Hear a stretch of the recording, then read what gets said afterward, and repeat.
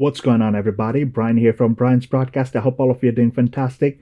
Today, I'm going to review a wonderful fragrance from the house of Mind Games. And before I proceed, if you are a first time visitor on my channel, make sure you hit the subscribe button and the thumbs up like icon if you like contents like these. Now, of course, I won this fragrance in the giveaway in observance of International Fragrance Day, and this giveaway was sponsored by Mind Games Instagram page. And of course, when I won it, I was really happy.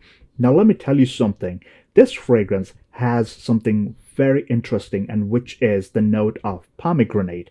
In my entire collection, I have never smelled pomegranate in a fragrance. I was really curious as to what it might smell like. Then again, I saw there's the presence of rose in this fragrance, and I was like kind of on the edge, like, ah, man, another rose-based fragrance. But to my surprise, I ended up really, really loving this fragrance. Let me show you the box first. This is what the box looks like. It's very premium. It's a matte finish box with silver outlines, as you can see. Beautiful stuff. The logo's on the top. That's the back. That's the bottom. Once you open the box, like there's a notch in there where the bottle's cap just locks into place, and this is what the base looks like. It's a pretty deep one, so the bottle sits pretty tightly, and you get an information booklet inside, just like you would find in Initio Parfum packaging.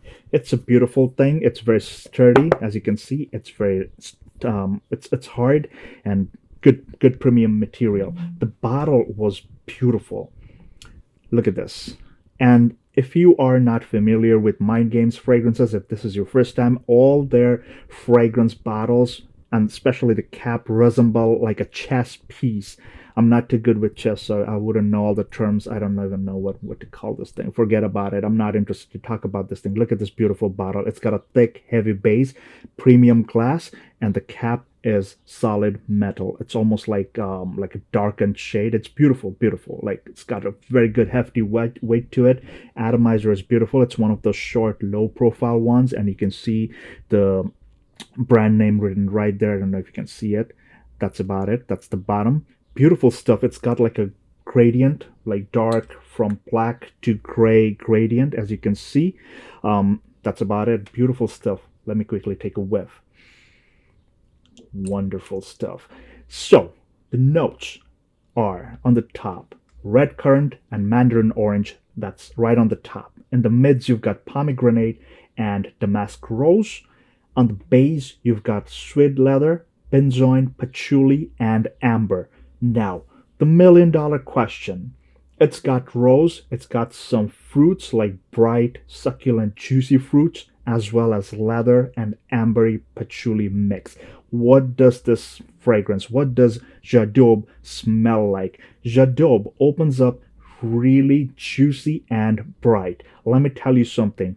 The red currant and the mandarin orange, they just work hand in hand, like juiciness, the succulent vibe, and at the same time the red currant adds to the sourness of this whole opening. Now, the sourness is not too much. It's more on the sweeter side, like sweet sour kind of combination, and it's a beautiful, beautiful opening. Very appealing, very warm, very inviting. That's what I felt.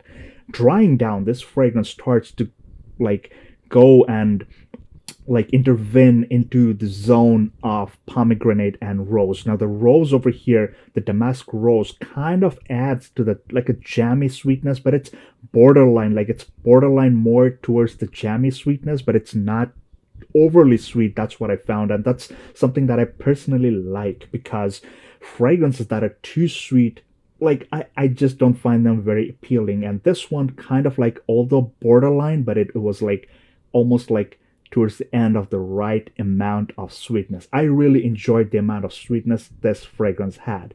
Now, the pomegranate, it was so prominent, you would feel if you put a pomegranate, like one of those pomegranate pieces in your mouth, right? And when you chew it, you'll see there's a lot of sweetness and there's a lot of sourness to it. And besides that, you kind of, at the same time, you kind of get that like a dry, almost leathery kind of tone from the fruit itself. Now, they have represented or replicated that effect very nicely in J'adoube. Now, the rose, in conjunction with the pomegranate, adds to that beautiful, succulent, juicy, like a tad bit sourness.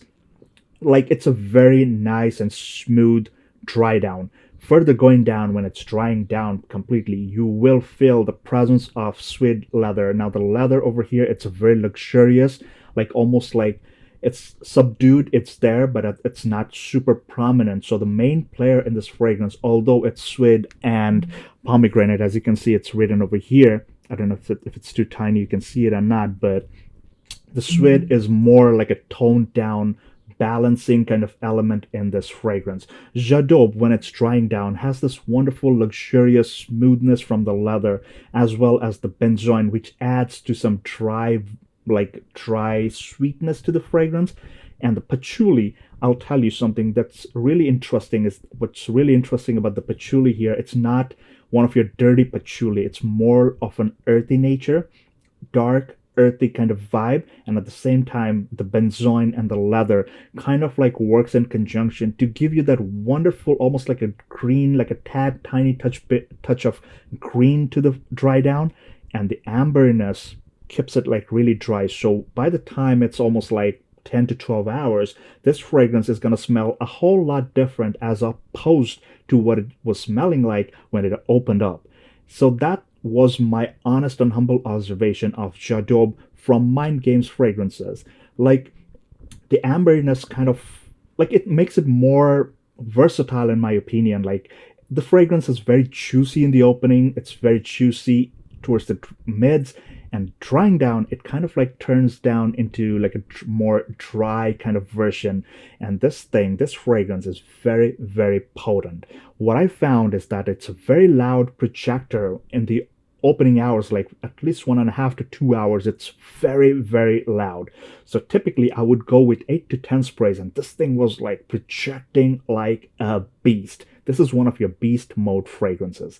Almost towards like 2.5 to 3 hours mark, that's when it starts changing and developing towards the mids, and it's starting to like come a bit closer to you, sitting a bit closer to you. But remember, when I say closer to you, I mean like it goes beyond 4 to 5 feet approximately, and then now it's slowly toning down and coming towards you. Like it's not like it's coming to your like a skin level, skin scent kind of thing. It's very, very potent.